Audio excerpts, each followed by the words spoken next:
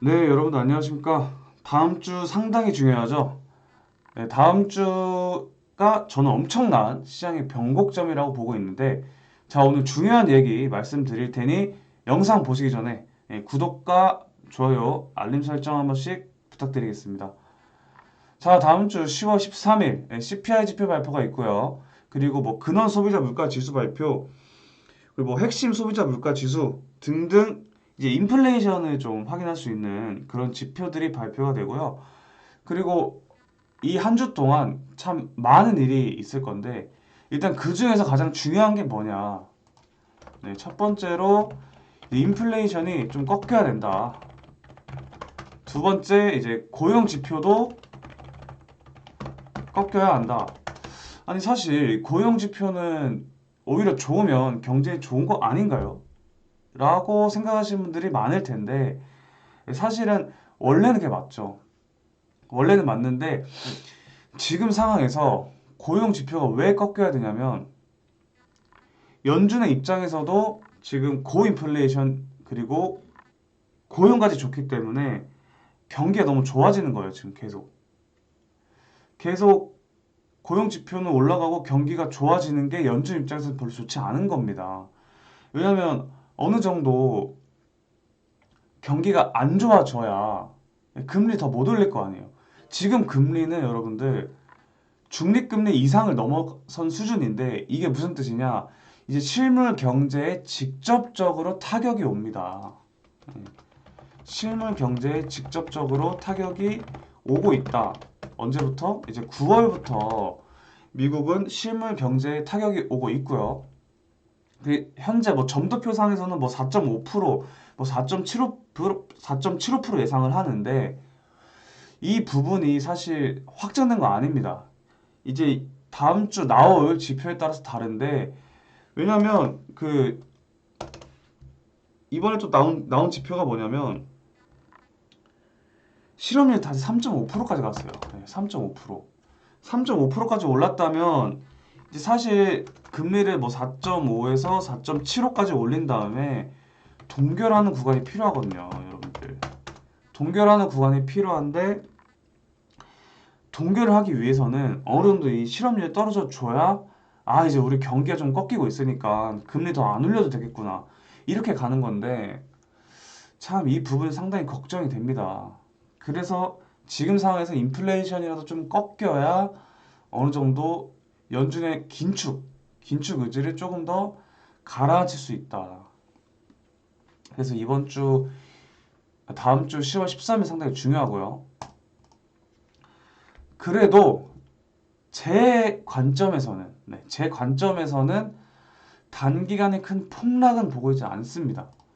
자, 나스닥 차트를 보면서 말씀을 드리면 나스닥 일봉이죠.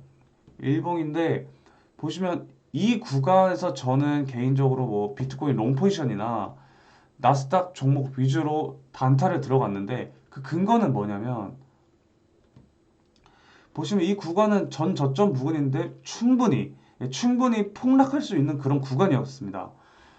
예를 들면 이 전저점에 스탑 로스를 거는 이런 투자자들도 상당히 많았을 거고 그런데 여기서 막 크게 빠지지 않고 계속 이런 다이버전스를 만들어줬죠. 상승 다이버전스를 계속 만들어 주었고 네, RSI 저점은 뭐 살짝 올라가지만 주가는 떨어지는 이런 상승 다이버전스를 만들어 줬는데 주봉 주봉을 보시면 이 구간이 상당히 핵심이었죠. 여기서도 이제 큰 하락 재료들을 뿌렸죠. 뭐 이제 인플레이션 피크아웃이 아니다. 뭐 폭발적인 금리 인상이다 하면서 엄청나게 겁을 줬고 하지만 여기서도 주봉상 상승 다이버전스가 나왔죠. 특히 이 주봉상단은 힘이 엄청나게 강력하다 보시면 됩니다. 실제로 여기서 한번 더 빠졌지만 다시 반등하려는 모습이 나왔고 그런데 변수는 좀 있었습니다. 이제 여기서 충분히 올라갈 수 있었는데 주봉상 5일선을 강력하게 저항받고 내려왔죠. 사실 주봉은 그렇게 좋지가 않습니다. 상당히 좋지가 않은데 여러분들 이렇게 안 좋을 때 단기 트레이딩을 들어가야 반등 수익을 볼 수 있는 거예요. 사실 이미 반등 나오고 뭐 확인해서 들어가도 반등폭이 나올 수 있지만 이렇게 어느 정도 다이버전스가 출현됐다는 관점을 보고 그리고 많이 떨어져 봤자 장기평들이잖아요, 여러분들. 주봉 장기평들은 한 번씩 반등이 나옵니다. 그래서 이런 부분들을 봤을 때 월봉상에서도 월봉 60선 만 포인트 초반대죠. 이 만 포인트는 쉽게 빠지지 않을 겁니다, 여러분들. 왜냐면 지금 다 누구나 하락을 보고 있기 때문에 이 부분들은 잘 보셔야 되고요. 실제로 여기서도 많이 하락을 봤죠, 사람들이. 네. 대중들이 많이 하락을 봤던 구간인데 이 부분에서 상승이 나왔는데 엄청 강력했습니다. 이게 뭐냐? 이게 바로 베어마켓 랠리라는 겁니다. 이렇게 강력한 베어마켓 속에서 이런 숏 투자자들을 한번 털어주는 이런 랠리를 베어마켓 랠리라고 하는데 이 베어마켓 랠리가 1차적으로 나왔고 이후에 또 이제 폭락할 것 같은 이런 시장 심리를 주고 있는데 기본적으로 보시면 3단 급락이죠. 네, 3단 급락. 저는 파동 매매를 하는데 물론 이 길이가 다 나왔다고 확정할 수는 없습니다. 이렇게 비율로 보자면 이렇게 피보나치 확장을 그어준다면 기본적으로 사실 1대1 값까지 떨어지거든요. 네.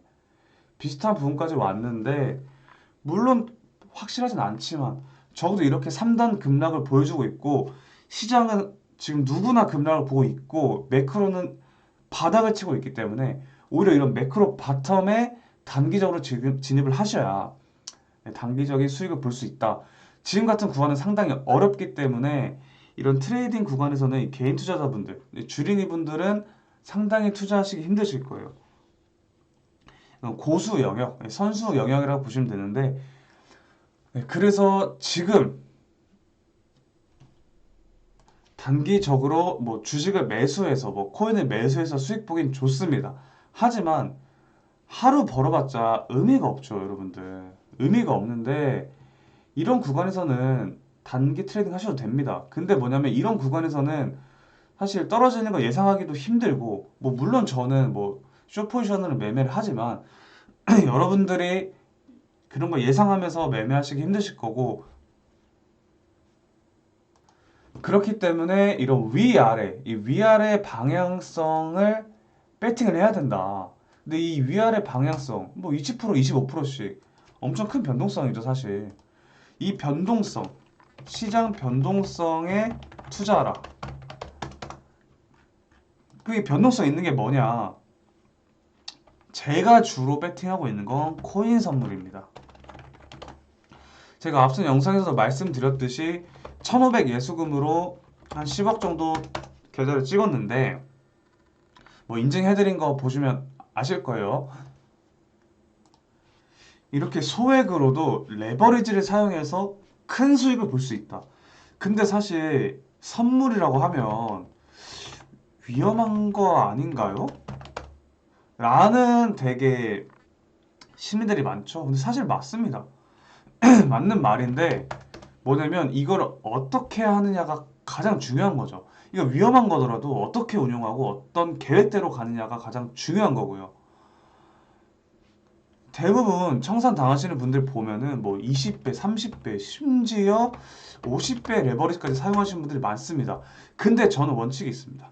저는 10배 이상은 거의 하지 않았습니다. 하지만 뭐 1,500만 원일 때는 이럴 때는 뭐 20배, 30배까지 쳤죠.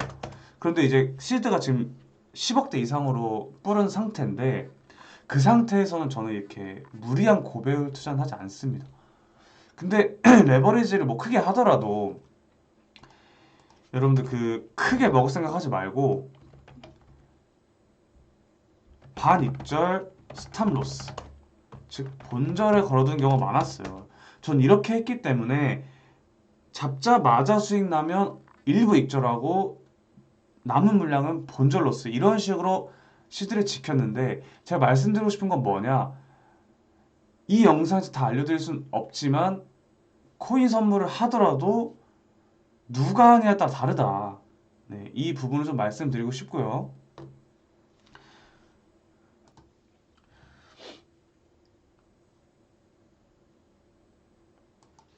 네, 물론 지금 선물하고 계신 분들도 있을 겁니다. 있을 건데 제가 왜 그렇게 강조하냐? 물론 지금 변동성 강한 시장은 맞는데 변동성도 변동성이지만 저는 결국 내년에 급락이 온다. 라는 제 관점을 갖고 있습니다. 물론 이거는 결과론 저기겠지만 아마 내년에 보시고 나서 말씀하셔도 됩니다. 근데 제가 봤을 때는 현재 매크로 상황과 이 통화 사이클을 견주어 봤을 때 이 디레버리징이 시작이 되면서 시장은 이 과열이 크게 해소가 되어야 된다. 아시다시피 IT 버블 이후에도 뭐 사실 비트코인도 아니 비트코인이 아니라 그 지수도 뭐 사실 뭐 반토막 이상 엄청난 큰 급락을 했었죠. 근데 IT 버블에도 뭡니까? 결국 이 IT 뭐 기술주, 인터넷 이런 종목들이 미친 듯이 급등을 했죠. 근데 보시면 뭡니까? 지금 이 유동성 파트의 가장 큰 수혜는 제가 뭐라고 말씀드렸죠? 바로 비트코인입니다. 근데 비트코인도 보시면 뭐 몇만 프로, 몇십만 프로 이 큰 사이클을 말도 안 되는 가격까지 올라왔죠.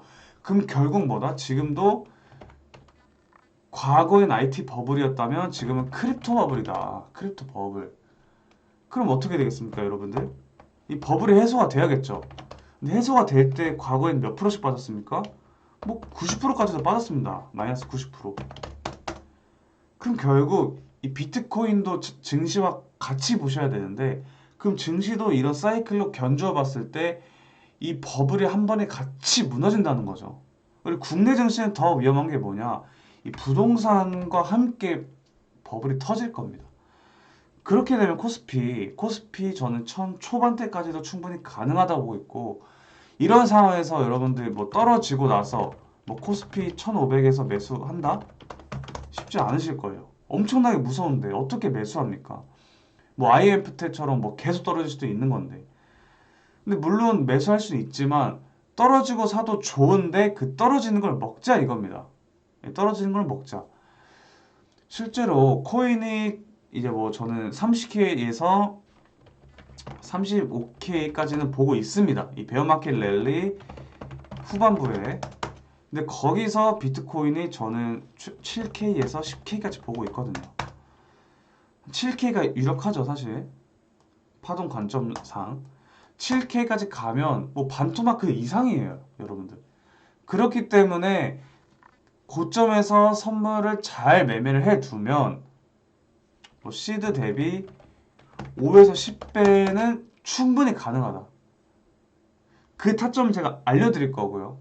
100%는 아니더라도 저 레버리지로 잘 모아가시고 리스크 관리 하시면 그동안 힘들었던 여러분들의 계좌 복구 그 이상으로 가능하니까 제 영상 지속 봐주시고 이제 앞으로도 이제 비트코인, 뭐 삼성전자 이런 큰 대형주와 지수들도 차트 브리핑을 해드리겠습니다. 자, 지금까지 영상 봐주셔서 감사합니다. 네, 다음 주도 좀 화이팅하는 투자 되셨으면 좋겠고요. 혹시 궁금하신 부분 있으시면 네, 아래 댓글에 남겨주시면 하나하나 다 답변해 드리도록 하겠습니다. 네, 지금까지 코주부 TV였습니다. 감사합니다.